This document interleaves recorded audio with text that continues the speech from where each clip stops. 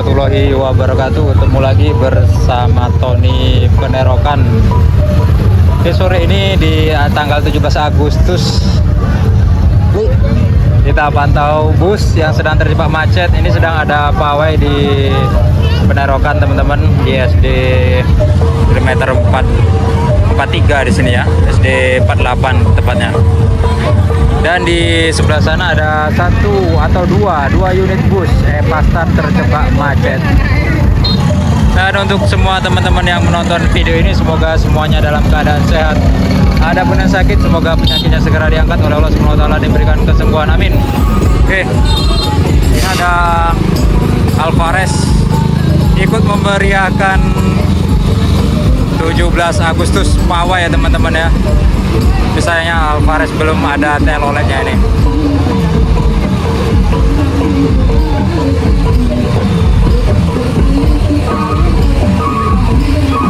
Jos, satu-satunya grup Adroh.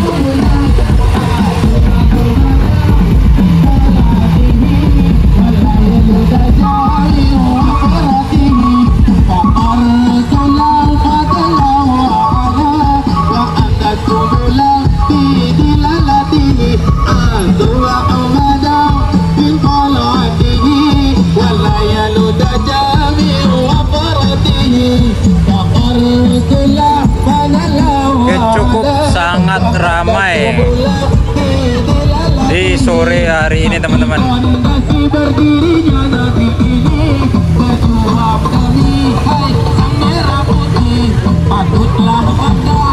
Oke.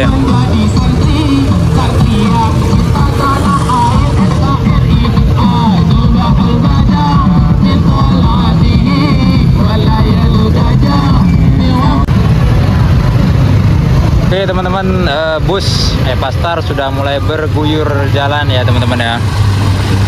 Ini dia 2 unit Epastar. Sekarang masih belum ada jam 5, sudah lewat Epastar 2 unit. Cukup cepat masuk di daerah Penerokan, karena biasanya sampai maghrib ataupun bahkan lewat maghrib ya teman-teman. Oke teman-teman, ini dia, wuis, ada benderanya lagi 2. Mantap nih Epastar nih. Keren, ganteng.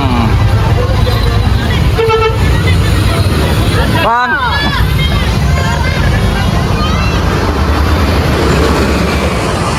Nih, yang ada telolet nampaknya nih.